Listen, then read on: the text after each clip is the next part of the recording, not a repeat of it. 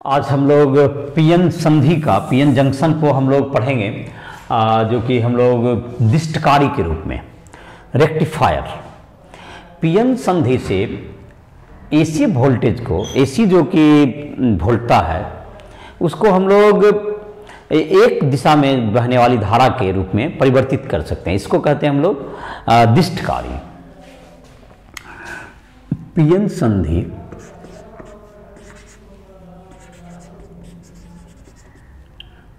प्रत्यावर्ती धारा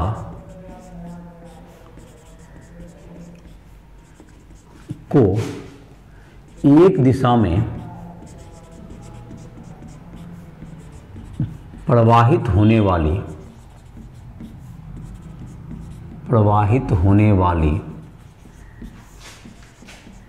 धारा के रूप में परिवर्तित कर सकता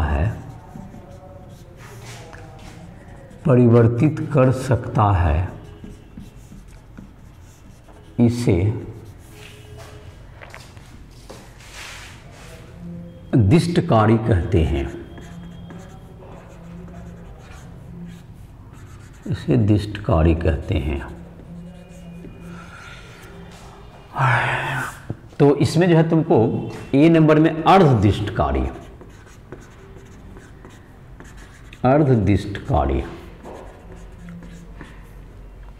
के रूप में अर्धदिष्टकारी। तो जबकि तुमको एक पीएन जंक्शन होगा, तो जैसे कि अगर ये एसी वोल्टता है, इधर एसी वोल्टता में तुमको यहाँ पर एक ट्रांसफार्मर लगा दो, तो यहाँ से आउटपुट निकलेगा। ये आउटपुट जो है तुमको इस पीएन जंक्शन से होकर के जब गुजरेगा, पीएन जंक्शन से, तो यह जो लोड प्रतिरोध है, यह जो लोड हम लोग दे रहे हैं, इसके परितः जो आउटपुट आएगा यहाँ से, इसके परितः जो धारा का जो आउटपुट आएगा, यह तुमको यह जो धारा आएगा तुमको यहाँ पर जो आउटपुट आएगा, यह तुमको यहाँ पर जो धारा का जो आउटपुट आएगा यहाँ पर, ये तुमको रेक्टिफाइड धारा आएगा। ये धारा जो निकलेगा ये तुमको दिष्टकारी धारा होगी। ये दिष्टकारी धारा के रूप में यहाँ पर आएगी इस सर्किट में। तो ये जो तुमको दिष्टकारी के रूप में जो परिवर्तित करते हैं, तो इसमें आता है कि ये तुमको जो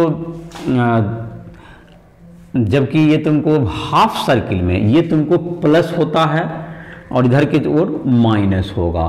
तो ये तुमको जबकि अग्रदिशिक होगा। तो अग्रदिशिक अवस्था में हमने जाना है कि ये पी साइड से यहाँ से धारा इसमें प्रवाहित होगी, और जब आधे अर्धकाल में जब यह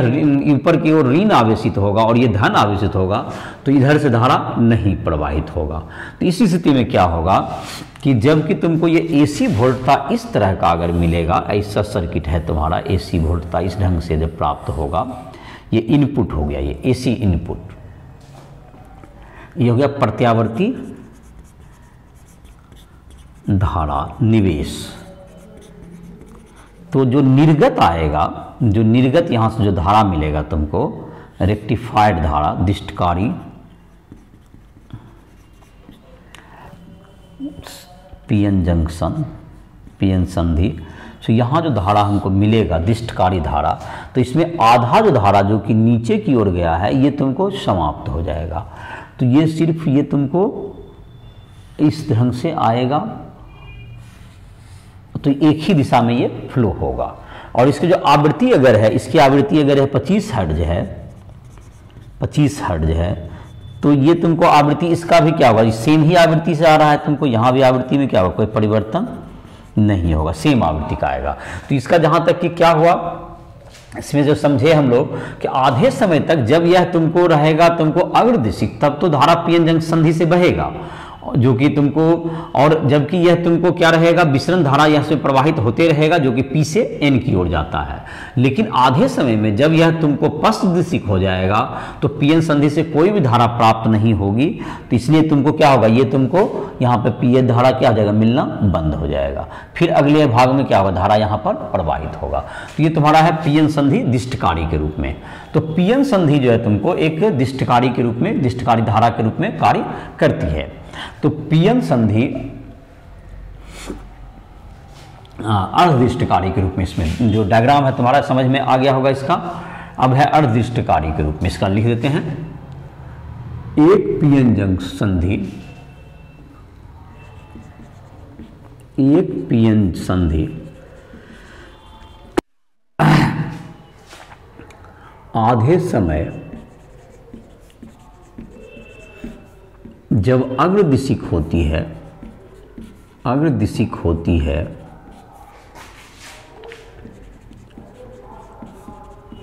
तो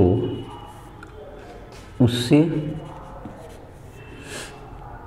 धारा प्रवाहित होती है, धारा प्रवाहित होती है, धारा प्रवाहित होती है आवर्तकाल के आधे भाग, आवर्तकाल के आधे भाग में पीएन संधि पश्च दिशिक होती है। उल्टा जुट जाएगा, ये फ्लो बदलते रहता है प्रत्यावर्ती धारा में, होती है जिससे पीएन संधि से धारा प्रवाहित नहीं होती है, नहीं होती है। इस प्रकार पीएन संधि अर्धदिष्टकारी के रूप में, अर्धदिष्टकारी के रूप में कार्य करती है। पीएन संधि अर्धदिष्टकारी के रूप में कार्य करती है। तो ये तुम्हारा हो गया। जब हम लोग पूर्ण दिष्टकारी के रूप में इसको प्रयोग करना चाहें, पूर्ण दिष्टकारी के रूप में बी नंबर में देखिए, जब हम लोग पूर्ण दिष्टकारी के रूप में जब का प्रयोग करेंगे तो इसमें तुमको दो पीएन संधि का हमको उपयोग करना होगा। जब पूर्ण दिष्टकारी के रूप में बी नंबर जब लिखेंगे हम लोग, तो यह पूर्ण दिष्टकारी के रूप में जब दो पीएन संधि का उपयोग करके हम लोग जो कि यहाँ पर जो अर्धदिष्टकारी में क्या हो रहा है, 50% एनर्जी हमारा लॉस हो रहा है, तो इसका कोई व्यवहारिक फायदा नहीं है, क्योंकि इतना इतना एनर्जी का लॉस होगा तो इससे कोई डायरेक्ट जो लाभ है वो नहीं हो पाएगा। तो हम लोग क्या करते हैं, इसको पूर्ण दिष्टकारी के रूप में इसका जब प्रयोग करेंगे तो जो हमारा आएगा तुमको यह क्या कर सकता है, यह हमारे लिए ज़्यादा यूजफुल होगा। बी नंबर लिखो, पूर्ण दिष्टकारी के रूप में, कार्य के रूप में जब दो पीएन संधि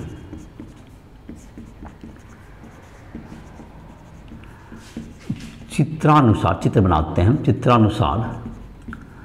जोड़ा जाता है, जोड़ा जाता है तो आधे समय अंतराल में, आधे आवर्तकाल में धारा एक पीएन संधि से, धारा एक पीएन संधि से, एक पीएन संधि से तथा आधे आवर्तकाल में दूसरी पीएन संधि से प्रवाहित होती है, दूसरे पीएन संधि से प्रवाहित होती है। इस प्रकार निर्गत परिपथ में, इस प्रकार निर्गत परिपथ में पूर्ण दिष्टकारी धारा प्राप्त होती है, पूर्ण दिष्टकारी धारा प्राप्त होती है। पूर्ण दिष्टकारी धारा की आवृत्ति, पूर्ण दिष्टकारी धारा की आवृत्ति, आवृत्ति प्रत्यावर्ती धारा की आवृत्ति की दूनी होती है, प्रत्यावर्ती धारा की आवृत्ति की दूनी होती है, दूनी होती है। तो देखो जैसे कि तुम्हारा है यहाँ पर इसका सर्किट डायग्राम का जहाँ तक बात कर रहे थे हम लोग, एक मान लेते हैं एसी इनपुट यहाँ डाले आप प्रत्यावर्ती, और यहाँ पर एक ट्रांसफार्मर दिए, ये तुमको उसका प्राइमरी हुआ, और ये सेकेंडरी है तुम्हारा द्वितीयक जो है तुमको आउटपुट। इसमें एक पीएन जंक्शन यहाँ से आप लगा दें और एक दूसरा पीएन जंक्शन इसको नीचे से दें, पीएन जंक्शन इसको नीचे से दे दें, और तुमको यहाँ से जो है तुमको इन दोनों को ऐड करके यहाँ से क्या करें, अगर यहाँ से निकालें आउटपुट, और एक तुमको लोड रेसिस्टेंस यहाँ डाल दें, इसमें एक लोड रेसिस्टेंस दे दें, और यहाँ से इसको जोड़ते हुए इसके सेंटर टैप, ये जो तुमको है बीच में सेंटर टैप बीच में जोड़ देना है, द्वितीयक के बीच वाले भाग में यहाँ पर ऐड कर देंगे। तो इसमें देखो इस सर्किट में क्या होगा, अगर तुमको आधे आवर्तक काल में तो ये प्लस होगा और ये माइनस होगा, तो इस जब ये तुमको अग्रदिशिक हो जाएगा और ये पश्च दिशिक होता है, अग्रदिशिक में इससे धारा जाएगा और इससे धारा जाएगा, और जब ये अगले आधा काल में ये माइनस हो जाएगा और ये प्लस हो जाती है, ये पश्च दिशिक हो जाएगा और ये अग्रदिशिक हो जाता है, इससे धारा जाएगा, और इस प्रकार से दोनों तुमको जो यहाँ पर सेंटर में जुटा हुआ है तो दोनों में ये क्या रहेगा, बट जाएगा, और दोनों ही स्थिति में क्या हो जाएगा, आउटपुट इससे हमको धारा प्राप्त हो जाएगा। दूसरे शब्द में कहें तो इसका जो तुमको अगर देखें एक से एसी जो प्रत्यावर्ती धारा होगा तुमको, ये प्रत्यावर्ती निवेश धारा, और ये पीएन जंक्शन, ये आउटपुट जो धारा आएगा निर्गत पूर्णदिष्टकारी धारा है। तो ये देखो आवृत्ति भी डबल हो गया, निर्गत पूर्णदिष्टकारी धारा ये हो गया तुम्हारा। और इसकी जो आवृत्ति अगर है तुमको देखो तो यहाँ पर आवृत्ति मैंने 25 हर्ट्ज है अगर ये, तो इसका क्या होगा, ये तुमको देखो आवृत्ति इसका क्या होगा, आवृत्ति दूना हो जाएगा ना इसका, देखो ये भी ऊपर चला गया, एक ही दिशा में बहेगा, तो आवृत्ति इसका 50 हर्ट्ज हो गया, तो आवृत्ति इसका दुगुना हो गया। तो ये तुमको ये तुम्हारा क्या कहलाएगा, ये पूर्ण दुष्टकारी के रूप में दो पीएन संधि मिलकर के आधे समय में एक तुमको क्या रहेगा अग्रदिशिक, तो आधे समय में दूसरा अग्रदिशिक होगा, इस प्रकार से या पूर्णतः क्या कर देगा, ये दिष्टकारी के रूप में प्राप्त होगा। इस पूर्ण दिष्टकारी धारा को हम लोग एसी फिल्टर, पूर्ण दिष्टकारी धारा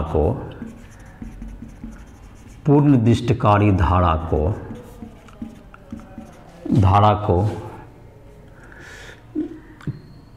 संधारित्र फिल्टर के द्वारा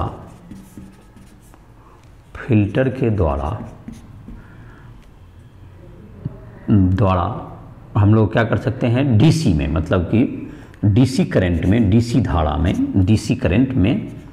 परिवर्तित करते हैं। मतलब एक कैपेसिटर के क्रॉस में इसको लगा देंगे, जिससे कि क्या होगा तुमको, ये जो तुमको है ये कैपेसिटर के क्रॉस में इसको डाल देते हैं, जिससे कि ये डीसी में परिणत हो जाएगा। तो ये इससे तुमको डीसी बनाने का रास्ता, ये तुम्हारा एक प्रक्रिया है। एसी से डीसी जो कि हमारा इन्वर्टर में जो तुम्हारा होता है, इस प्रक्रिया के द्वारा ही क्या करते हैं, डीसी धारा बनाई जाती है। अब है तुमको दूसरा है तुमको, अब जो हम लोग देखेंगे विशेष प्रयोजन पीएन संधि। विशेष प्रयोजन पीएन संधि का हो गया कि पीएन संधि के और भी जैसे काम है, जैसे कि तुमको वोल्टेज रेगुलेटर के रूप में काम कर सकते हैं, जो विभव का नियंत्रण करने के लिए परिपथ में जैसे कि आता है, परिपथ में अनकंट्रोल वोल्टेज कम ज़्यादा होते रहता है, तो अगर किसी परिपथ में हमको एक निश्चित वोल्टेज चाहिए आउटपुट में, तो उसके लिए हम लोग पीएन संधि के द्वारा हम लोग क्या कर सकते हैं, इसमें काम करते हैं, जिसको जेनर डायोड के रूप में, दूसरा है फोटो डायोड के रूप में काम करते हैं, तीसरा तुमको जो है प्रकाश उत्सर्जक डायोड जो है तुमको जैसे एलईडी, और सोलर सेल जो कि देखते हो जो सोलर बैटरी, सोलर सेल जो हम लोग यूज करते हैं, तो ये सभी स्पेशल पीएन। तो इसके लिए हम लोग हेडिंग दे सकते हैं विशेष प्रयोजन, स्पेशल पर्पस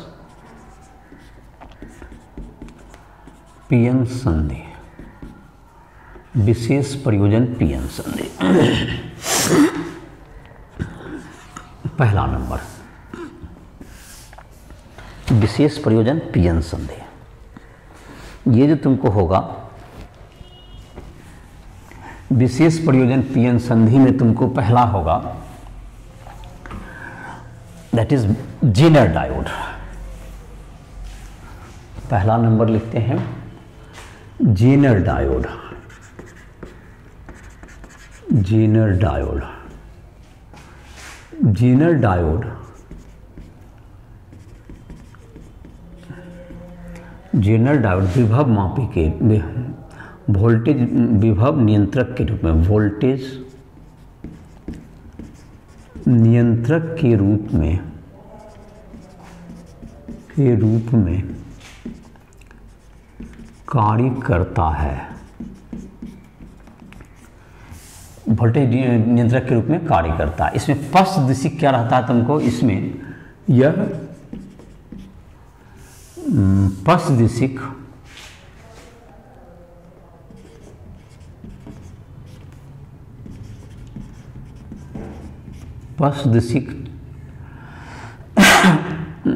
एक पीएन संधि है, यह पीएन संधि है जो भंजक वोल्टता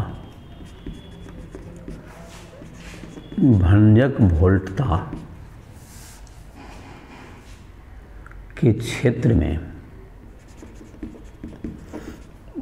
विभव नियंत्रक का कार्य करती है। विभव नियंत्रक का कार्य करती है। जहाँ तक कि इसका ग्राफ याद होगा तुमको, इसको ज़रा देखें तो कुछ ध्यान आएगा। पहले जो बताए थे इसमें हम लोग देखते हैं इधर आई है तुमको, जो कि माइक्रो एम्पियर में होता है तुम्हारा, और ये तुमको इधर के तरफ तुमको वोल्टेज है तुम्हारा, इधर की तरफ विभव है, पश्च वोल्टता। तो ये जो तुमको धारा होता था, यहाँ पर जो धारा है तुमको संतृप्त धारा रहेगा, जो वोल्टेज जबकि तुमको एक ब्रेक डाउन रीजन में जाता है तो एकाएक धारा में काफ़ी परिवर्तन होती है। और ये जो धारा जहाँ पर कि एकाएक बढ़ता है दैट इज कॉल्ड भंजक वोल्टता, ये ब्रेक डाउन वोल्टेज कहलाता है, ये VBR। तो ये ब्रेक डाउन वोल्टेज में देखें इस ग्राफ में, तो अगर इसकी धारा में बहुत अधिक परिवर्तन होने पर भी कि इसके वोल्टेज में कोई परिवर्तन नहीं होता, तो इसी रीजन में जेनर डायोड काम करता है। जेनर डायोड भी इसी ग्राफ से, आलेख से स्पष्ट है, आई भी आलेख से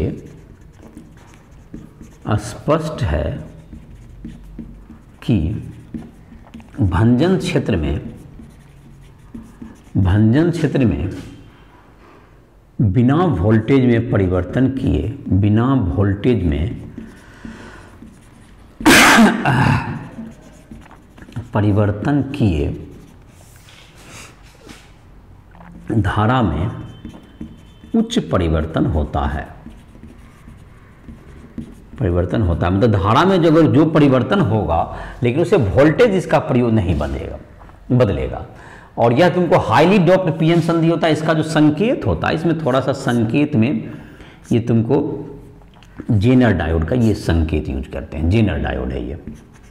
ये जेनर डायोड का संकेत है तुमको। जैसे कि अब जेनर डायोड का हम लोग उपयोग करें, जैसे कि इसका परिपथ है, जैसे देखो एक तुम्हारा है परिपथ, इसको बना लेते हैं। इसे एक उदाहरण भी है। यहाँ पर अनरेगुलेटेड वोल्टेज अगर डालिए और यहाँ पर एक इसको जो प्रयोग करते हैं हम लोग, एक प्रतिरोध होगा और यहाँ पर तुमको एक जेनर डायोड बना दीजिए इस ढंग से। ये तुमको इसके अक्रॉस में अगर आउटपुट आप ले लीजिए, यहाँ पर रेसिस्टेंस होगा और इसके अक्रॉस में अगर हम लोग यहाँ पर आउटपुट ले लेंगे, ये निर्गत हो गया, यहाँ से लीजिए निर्गत वोल्टेज। तो ये एक नियत होगा, निर्गत वोल्टेज नियत आएगा। जेनर डायोड के क्रॉस में लिए हैं, क्योंकि जेनर डायोड में जो वोल्टेज है ब्रेक डाउन रीजन में, इस ढंग से ऑपरेट इसको करते हैं कि ये ब्रेक डाउन रीजन में ही रहे। और यहाँ पर तुमको ये जो दिया गया है अनरेगुलेटेड वोल्टेज, इसमें तुमको वोल्टेज अप डाउन फ्लक्चुएट करेगा, ये वोल्टेज का फ्लक्चुएशन होगा, ये अनरेगुलेटेड वोल्टेज है, ये फ्लक्चुएटेड वोल्टेज, अनरेगुलेटेड वोल्टेज जिसमें कि अप डाउन यहाँ से जोड़ दीजिए। और ये तुमको हो गया प्रतिरोध है, तुमको ये लोड प्रतिरोध है, इस यहाँ के क्रॉस में हमको आउटपुट लेते हैं। तो यही तुमको परिपथ डायग्राम है। इसमें अगर तुमको क्या हो रहा है, तुमको जो भी अनरेगुलेटेड वोल्टेज है इसके कारण धारा में परिवर्तन जो होगा यह प्रतिरोध के थ्रू धारा में जाएगा, तो विभव का जो पात होगा जो भी कम या ज्यादा इसमें होगा, और इसमें एक निश्चित जो तुमको ब्रेक डाउन वोल्टेज रहेगा वो हमेशा इसमें बना रहेगा, और इस प्रकार से क्या होगा तुमको, यह तुमको इस क्षेत्र में कार्य करेगा। जैसे कि एक उदाहरण भी है इस पे, तो ये तुम्हारा कहते हैं यह हाईली डोप्ड होता है, यह तुमको काफी मतलब ज्यादा डोपिंग किया हुआ रहता है, एक पीएन संधि है जिसमें कि यह तुमको भंजन क्षेत्र में यह क्या रहता है, बिना धारा मतलब बिना विभव में परिवर्तन किए इसमें धारा में काफी परिवर्तन हो सकता है, इसी क्षेत्र में यह तुमको पीएन संधि काम करता है। जैसे कि तुमको एक उदाहरण है दैट इज 14.5,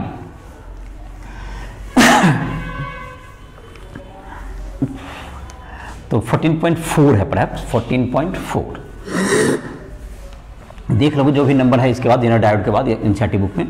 उसको मैं सॉल्व कर देता हूँ। 14.4 आई होप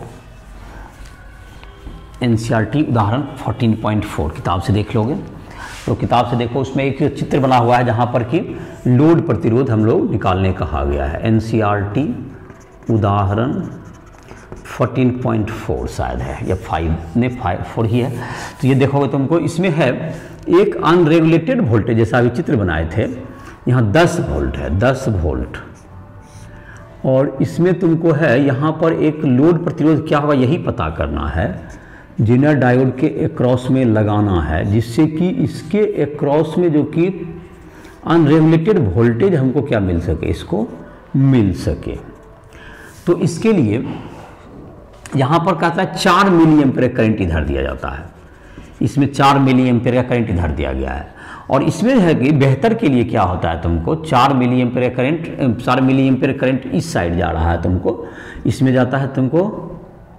ये 4 मिली एम्पीयर करंट इधर जाता है, तो 4 मिली एम्पीयर का करंट इधर से जाता है, 4 माइक्रो एम्पीयर,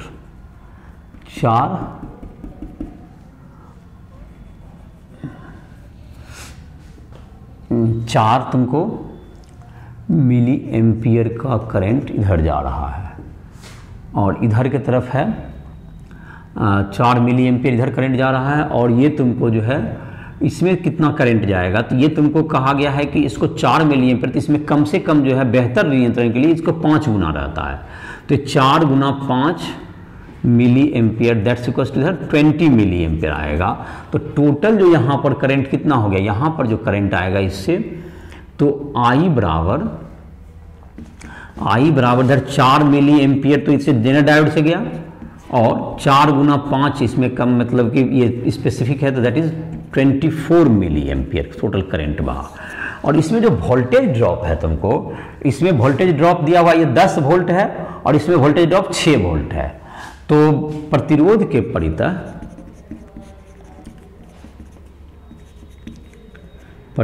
परितः वोल्टेज ड्रॉप बराबर क्या होगा तुमको, वोल्टेज ड्रॉप प्रतिरोध के परितः कितना होगा तुमको, प्रतिरोध में तुमको जाता है वोल्टेज का जो ड्रॉप होगा वो होगा 20, इसका है तुमको वोल्टेज ड्रॉप होगा तुम्हारा 24 वोल्ट, उसमें था 10 वोल्ट टोटल दिया हुआ है, 6 वोल्ट जेनर डायोड में होता है, दैट इज 4 वोल्ट, ये 4 volt by 24 milli ampere,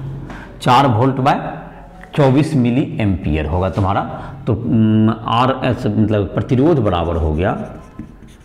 V bye आई, तो V हो गया तुमको 4 वोल्ट बाय 24 मिली एम्पीयर, 24 गुना 10⁻³ एम्पीयर, तो 1000 बाय 6,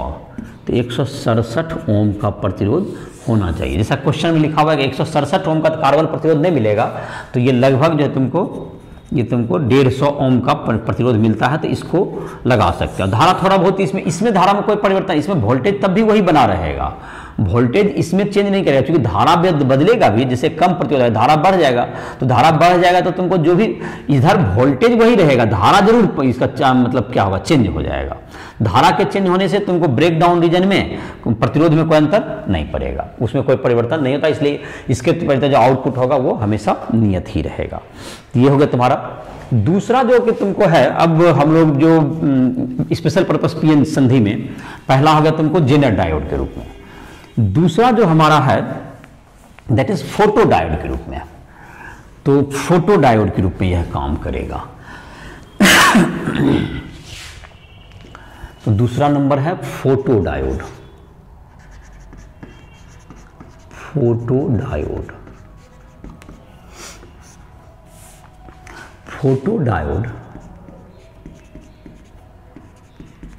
फोटोडायोड प्रकाश को संसूचित करता है, मतलब डिटेक्ट करता है कि प्रकाश आ रहा है या नहीं, प्रकाश को संसूचित करता है। यह पश्चदिशिक पीएन संधि होता है, पीएन संधि होता है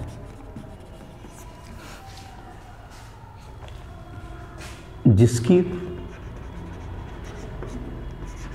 बनावट इस प्रकार की जाती है, बनावट इस प्रकार की जाती है कि प्रकाश पड़ने पर, प्रकाश पड़ने पर, प्रकाश पर जब पड़ने पर इसमें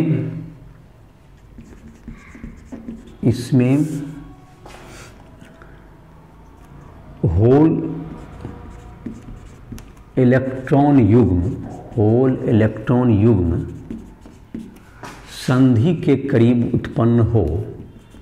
संधि के करीब उत्पन्न हो, ह्रासी क्षेत्र में मतलब उत्पन्न हो, जो रोधिका विभव द्वारा, रोधिका विभव द्वारा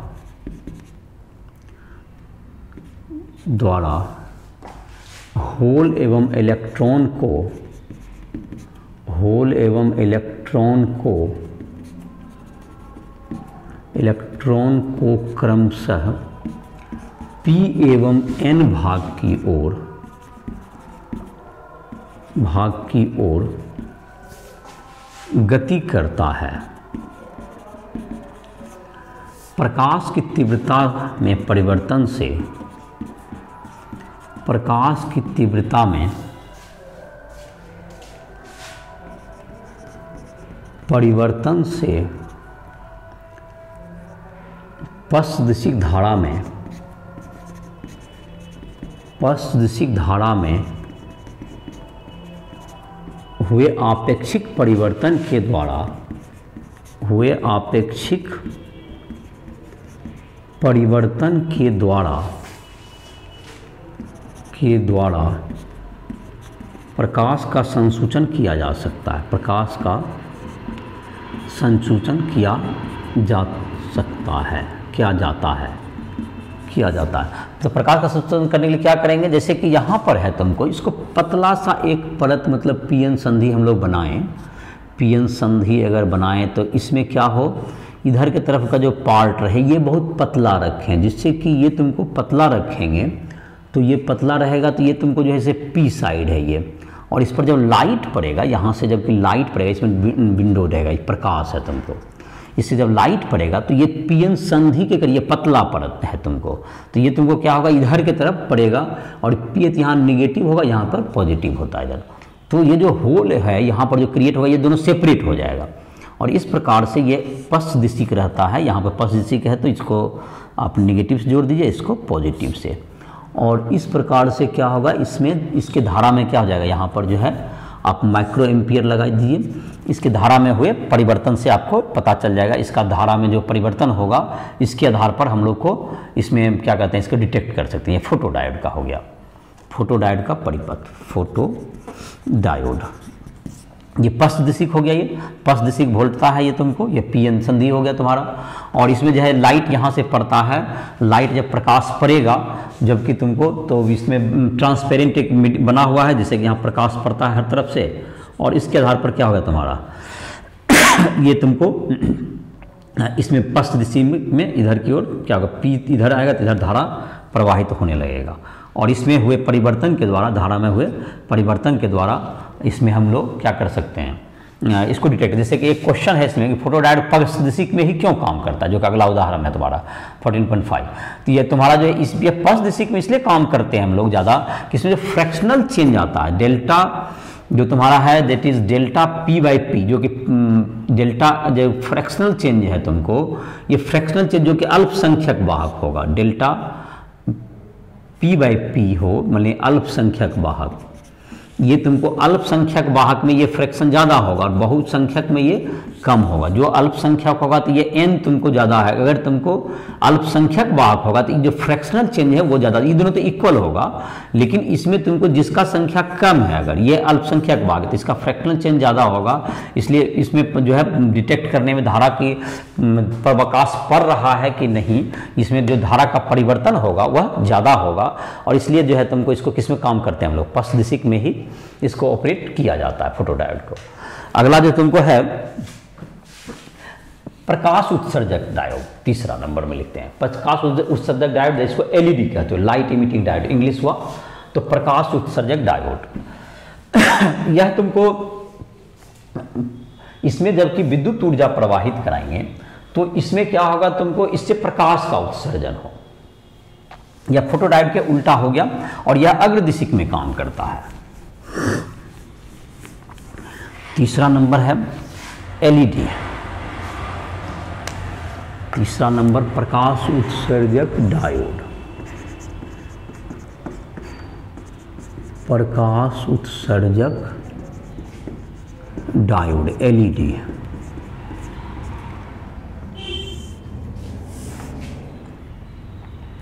एलईडी अग्रदिशिक पीएन संधि है, पीएन संधि है, पीएन संधि है। ऐसे अर्धचालक का, ऐसे अर्धचालक जिसका ऊर्जा अंतराल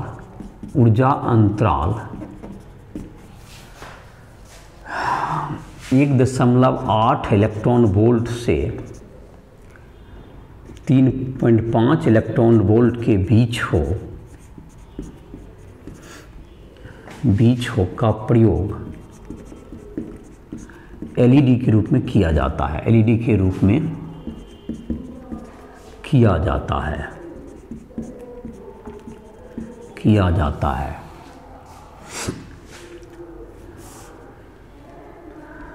संधि के पास जब एलईडी को विद्युत ऊर्जा दी जाती है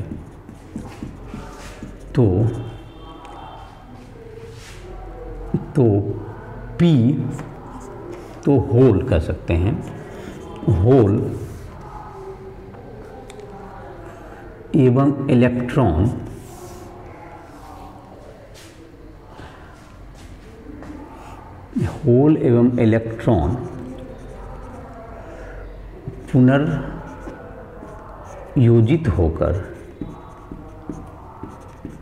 पुनर्योजित होकर प्रकाश का उत्सर्जन करती है, पुनर्योजित होकर प्रकाश का उत्सर्जन करती है, प्रकाश का उत्सर्जन करती है। ये तुमको, यह जो तुमको प्रकाश का उत्सर्जित प्रकाश की ऊर्जा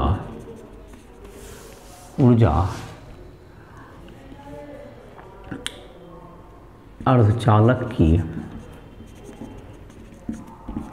ऊर्जा गैप के बराबर होती है, ऊर्जा गैप के बराबर होती है।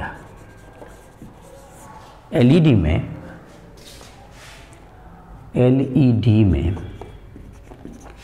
गैलियम आर्सेनाइड 1-X, इसका कुछ फॉस्फाइड X का प्रयोग किया जाता है, अर्धचालक का प्रयोग किया जाता है। लाल रंग के लिए के एलईडी के लिए x बराबर 0.6, तो ये तुमको लाल रंग का आ जाएगा, जिसका कि ऊर्जा गैप हो जाएगा, इसका ऊर्जा गैप हो जाएगा, ऊर्जा गैप बराबर 1.8 इलेक्ट्रॉन वोल्ट। तो तुमको इसमें जो कि इसका जो विकिरण का आ जाएगा 108 इलेक्ट्रॉन वोल्ट, तो इसका जो 1242 जो बटे 1.8, तो ये तुमको लाल रंग का ये प्रकाश उत्सर्जित करेगा ये। तो इसमें क्या हुआ तुमको कि ये तुमको अग्रदिशिक में काम करेगा, तो ये जैसे पीएन संधि, जैसे इसको समझें तो ये तुमको किस ढंग से काम कर रहा है, ये तुमको इधर की तरफ जोड़ दो, इसको ऐसे जोड़ दो, यहाँ तो हो गया होल इलेक्ट्रॉन, यहाँ पर माइनस और प्लस, ये हो गया इलेक्ट्रॉन, इधर होल इधर इलेक्ट्रॉन। ये तुमको जबकि इलेक्ट्रॉन इधर से निकल जाए तो ये धन आवेशित हो जाता है, ये इधर से जब होल चला जाएगा तो ये ऋण आवेशित हो जाता है। तो इस प्रकार से क्या होगा तुमको यहाँ पर जो कि जबकि यहाँ पर से जो कि हम लोग अवदिशिक करेंगे तो पी को पॉजिटिव टर्मिनल से जोड़ दिए, पी को पॉजिटिव, तो इससे तुमको जो ऊर्जा मिल करके होल और इलेक्ट्रॉन यहाँ पर रिकम्बाइन करेगा, यहाँ पर इलेक्ट्रॉन और होल रिकम्बाइन करेगा, और इस प्रकार से क्या होगा तुमको इलेक्ट्रॉन और होल के रिकम्बिनेशन के कारण ये क्या होगा तुमको, जैसे कि इलेक्ट्रॉन होल, जैसे कि तुमको ये याद होगा कि ये तुमको चालन ऊर्जा बैंड, इलेक्ट्रॉन जैसे यहाँ पे ये ऊर्जा गैप है, तुमको ये ऊर्जा गैप कहते हैं, ये तुमको वैलेंस बैंड है, संयोजी ऊर्जा बैंड, और ये है चालन ऊर्जा बैंड। तो इन दोनों के बीच का जो अंतराल होगा, तो यहाँ से इलेक्ट्रॉन और होल, यहाँ पर इलेक्ट्रॉन हो जाएगा और यहाँ पर क्या क्रिएट हो गया, होल क्रिएट हो गया। तो ये दोनों जबकि क्या करेंगे, ये जब रिकम्बाइन करेंगे, जब इसको यहाँ पर क्या है तुमको, जब यहाँ पर पास करेगा तो यहाँ पर जो तुमको है जैसे जाएगा तो इस जगह पर जोन पर जाके क्या होगा, ये तुमको इसके साथ जब ये रिकम्बाइन करता है तो उस स्थिति में क्या होगा तुमको, इलेक्ट्रॉन और होल पर इस ढंग से डिजाइन किया जाता है कि इसका इलेक्ट्रॉन वोल्ट 1.8 इलेक्ट्रॉन वोल्ट से लेकर 3 इलेक्ट्रॉन का ये ऊर्जा गैप हो। तो जब ये रिकम्बाइन कर जाएगा, ये नीचे आएगा, तो इसके कारण क्या होगा, जब नीचे आएगा इस प्रकार डिजाइन किया है कि ये यहाँ पर जब पुनर्योजित हो जाएगा तो ये जितना ऊर्जा की इसका दोनों के बीच का था उतना ऊर्जा का निकलेगा विकिरण, और लेमडा बराबर क्या होता है, E is equal to HC by lambda. तो lambda is equal to HC by E। तो ये तुमको अगर याद होगा तो ये इसका होता है 1242 इलेक्ट्रॉन वोल्ट नैनोमीटर, ऐसा तुमको ये H इंटू सी का, H का वैल्यू 6.626 × 34 जूल और C का वैल्यू 3 × 8 मीटर पर सेकंड। तो इसको इलेक्ट्रॉन वोल्ट में बदल दोगे तो इस ढंग से तुम्हारा आ जाएगा। अब बाय तुम्हारा है 1.8 इलेक्ट्रॉन वोल्ट देते हैं आप, 1.8 इलेक्ट्रॉन वोल्ट देंगे तो ये तुमको करीब करीब 1242, तो ये तुमको 800 से थोड़ा सा कम और लगभग तुमको 760-770 नैनोमीटर के आसपास ये तुमको लाल रंग का प्रकाश आएगा इससे। तो अगर तुमको इसी टाइप से अलग अलग इसका जैसे x का वैल्यू बदल दोगे तो इसके आधार पर अलग अलग प्रकार की एलईडी प्राप्त की जा सकती है। और अभी तो व्हाइट एलईडी बन गया है जो कि सभी कलर को मिक्स करके आप बना सकते हैं इसका। तो व्हाइट एलईडी का अलग से, व्हाइट एलईडी के कारण काफ़ी तुमको क्या हो गया, अभी तो क्रांति ही आ गया है तुमको, जिसे कम वोल्टेज में हम लोग सब जगह यूज कर रहे हैं। तो यह तुमको एलईडी, तो इसमें क्या होता है कि वह जो मतलब जैसे कि उसमें सेपरेट, उसमें फोटो डायोड में यही करते थे, फर्स्ट दिशा में उसको सेपरेट कर लेते थे इलेक्ट्रॉन होल पेयर को, जिससे कि रिकम्बाइन होने के बजाय वो विपरीत दिशा में चला जाता था। एक दूसरा अगला है तुमको सोलर सेल। सोलर सेल तुम्हारा क्या है, सोलर सेल तुमको फोटो डायोड की तरह ही है, लेकिन इसमें कोई वोल्टता आरोपित हम लोग नहीं करते हैं, वोल्टता आरोपित नहीं करते हैं। तो वोल्टता हम लोग आरोपित नहीं करेंगे। और साथ साथ इसमें दूसरा अंतर यह है कि हम लोग यहाँ पर अधिक से अधिक धारा प्राप्त करना चाहेंगे, और जिससे कि उसमें फोटो डायोड था सिर्फ डिटेक्ट करना था हमको। सोलर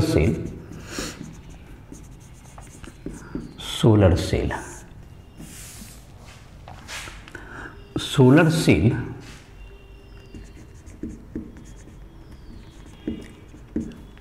एक पीएन संधि है जिसमें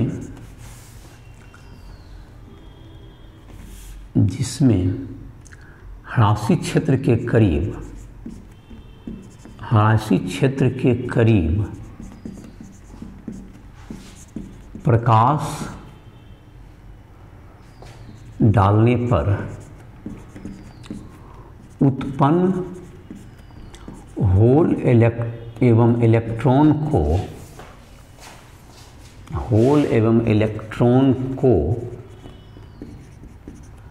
पृथक कर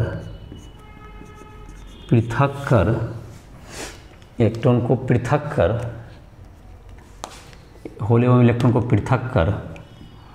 धारा प्रवाहित कर सकते हैं। पृथक कर होल एवं इलेक्ट्रॉन को पृथक कर धारा प्राप्त किया जाता है, वोल्टता प्राप्त किया जाता है, वोल्टता प्राप्त किया जाता है फोटो डायोड की तुलना में इसका आकार बड़ा रखा जाता है जिससे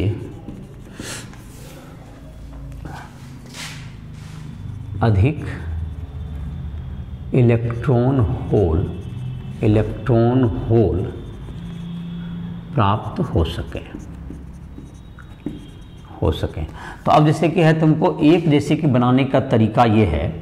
कि तुमको जैसे कि जो हम लोग सोलर सेल देखते हैं उसमें क्या करो, उसमें जो बना हुआ जो रहता है तुमको उसमें गैलियम आर्सेनाइड का जनरली प्रयोग करता है। ये तुमको मान लेते हैं कि चलिए हम लोग देखते हैं इसे, यहाँ पर क्या करेंगे हम लोग एन टाइप का तुमको क्या कर देंगे, यहाँ पर एन टाइप का यहाँ पर 300